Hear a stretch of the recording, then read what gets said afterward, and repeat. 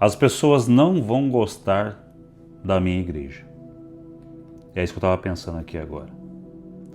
Principalmente aquelas pessoas que estão acostumadas a serem bajuladas, disputadas por outras pessoas.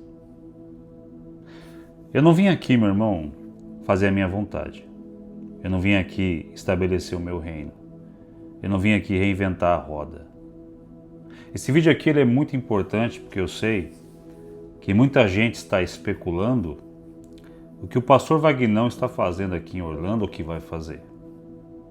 Talvez muitos, que enxergam o que está acontecendo por uma perspectiva, de disputa territorial ou concorrência, O que é? Vai abrir mais uma igreja? Que concorrência é essa? Agora o Vagnão é meu concorrente. Não, eu não quero concorrer nada com você, meu amigo. Eu não vim aqui disputar ninguém.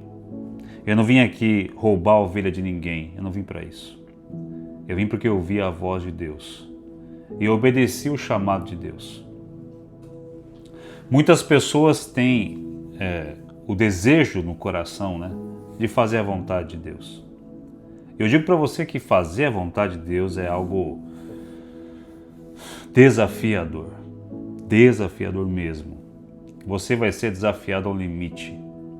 Deus vai provar você ao limite. E uma vez que você tem uma experiência, uma certeza em Deus de que você está fazendo a vontade de Deus, não se preocupe com aqueles que olham para você como se você fosse um concorrente. Não se preocupe com isso. Faça a vontade de Deus. Porque o que importa é que Jesus cresça e o Vagnão diminua. Esse é o sentido. Mas Vagnão, por que você começou dizendo que as pessoas não vão gostar da igreja, não vão gostar de você? Irmão, eu não sei, viu?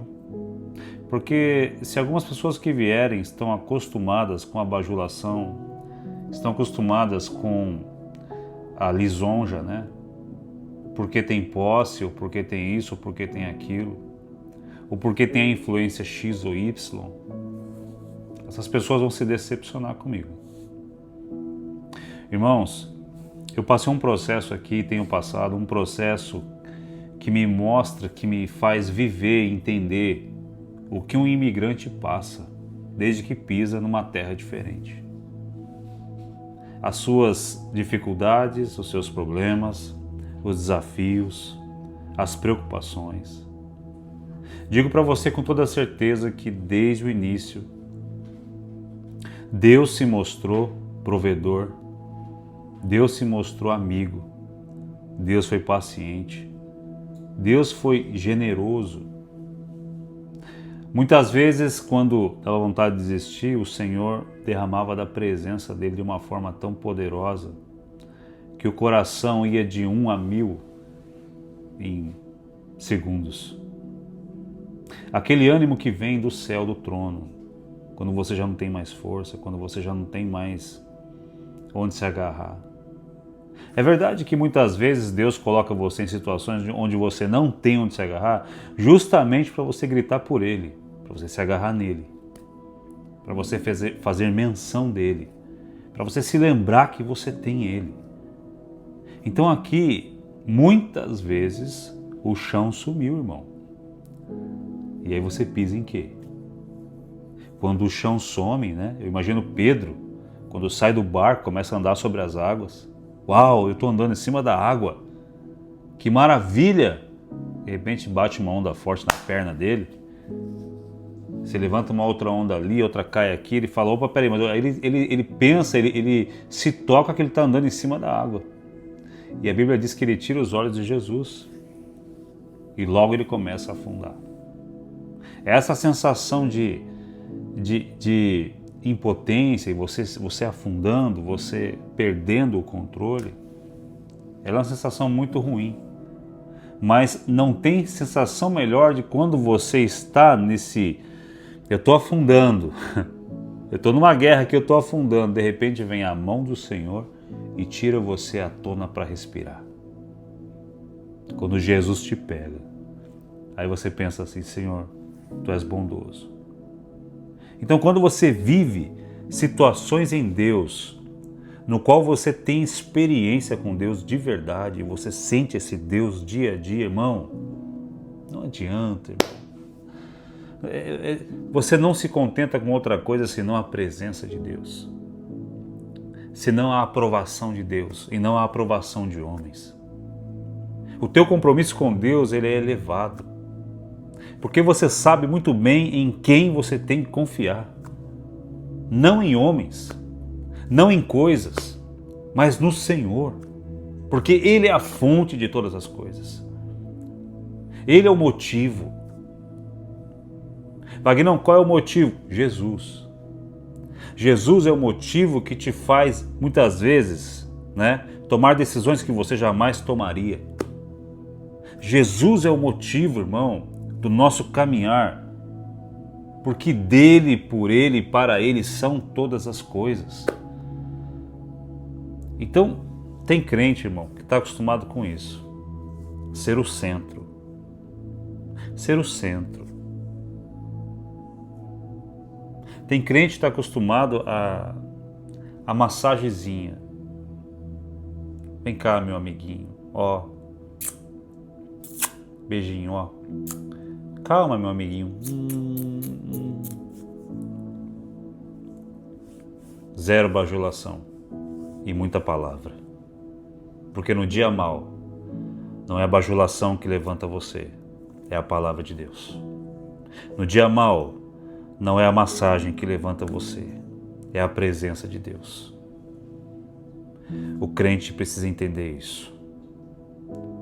O crente precisa entender que quando ele precisa ouvir a voz de Deus, ele tem que vir aqui, na palavra.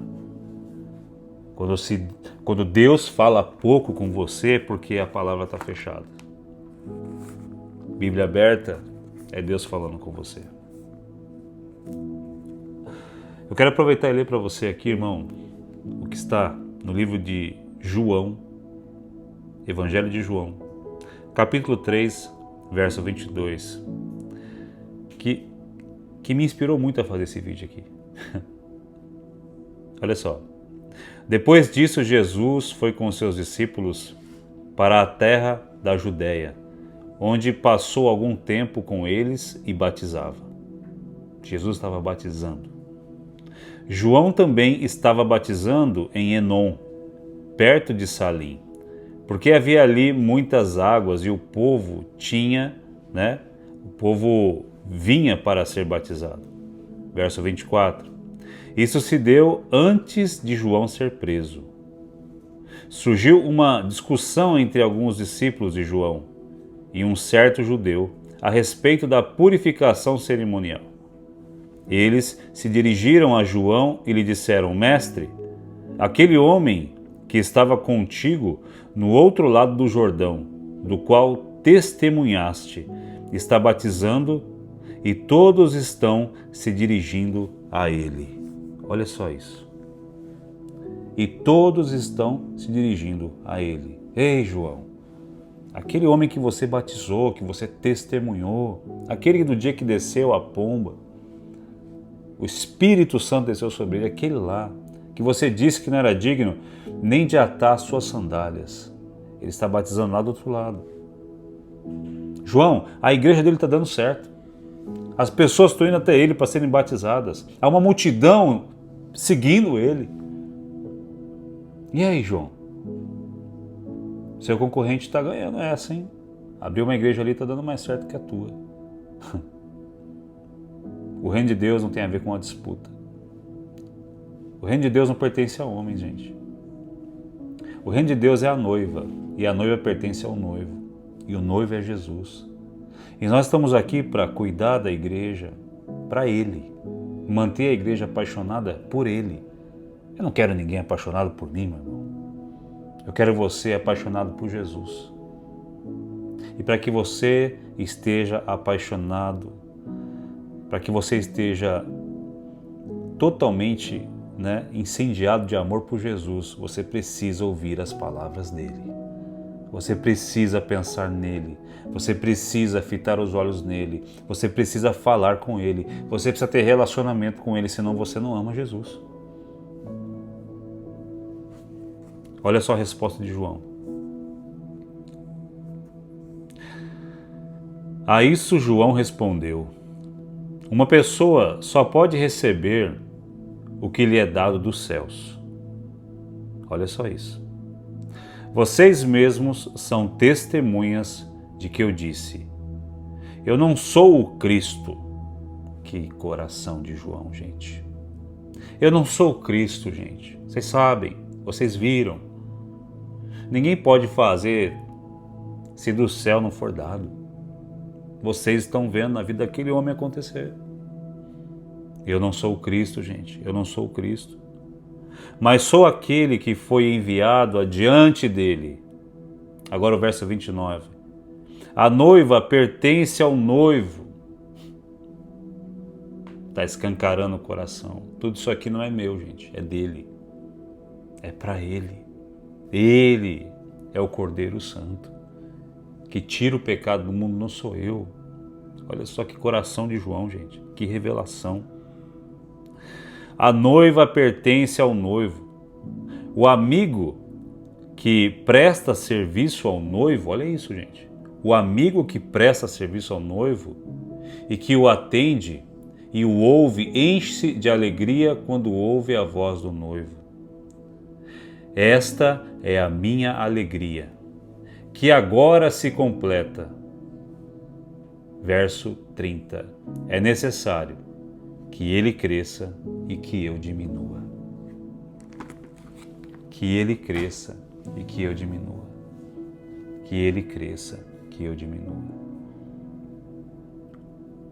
Não tem a ver com homens crescendo, mas tem a ver com o noivo, com a vontade dele, estabelecer o reino dele, lembrar as ovelhas das palavras que ele disse, do amor que foi revelado na cruz, do quanto ele ama a noiva, do quanto ele ama a igreja, do quanto ele ama você. Esse é meu compromisso. Eu digo para você que pessoas podem se decepcionar comigo, porque eu não sou um homem perfeito. Eu não quero ser o noivo da igreja, eu não sou. Eu sou amigo do noivo. E o que eu tiver que fazer para manter a noiva atenta à voz do noivo, isso eu farei. Isso eu farei. E muitas vezes você tem que sacudir a noiva. Ei, acorda. Olha para ele. Põe os seus olhos nele. Se arrependa do seu pecado. Muitas vezes é necessário isso. E é essa hora que muitos viram as costas e dizem assim: ah, não, essa mensagem está pesada demais. Mas já aconteceu isso lá no tempo dele. Ele lançou a verdade. A mensagem que eu falo ela tá irritando vocês, ela tá muito pesado, porque reclamaram quando ele falava. Duras são essas palavras. Muitos deram as costas e foram embora. Muitos não querem, irmãos. Muitos não gostaram do que Jesus falava. Mas tinha aqueles, né? Aqueles que sabiam que não há outro lugar, irmão. É quando Pedro fala, né? Para onde nós iremos, se só tu tens as palavras de vida eterna? Para onde eu irei, Jesus? Se só o Senhor tem as palavras de vida eterna, ainda que essas palavras, né, sejam como açoites, né? Verdades que rasgam a gente, que purifica, ainda que isso seja duro de ouvir, mas isso gera vida em mim. Isso gera vida em mim.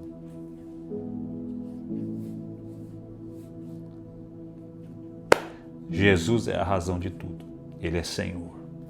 E Ele é quem tem as palavras de vida. Que Deus abençoe você grandemente, meu irmão. Caminhar com Jesus não é para qualquer um. A porta está aberta para todos, mas não é para qualquer um. Até o próximo vídeo.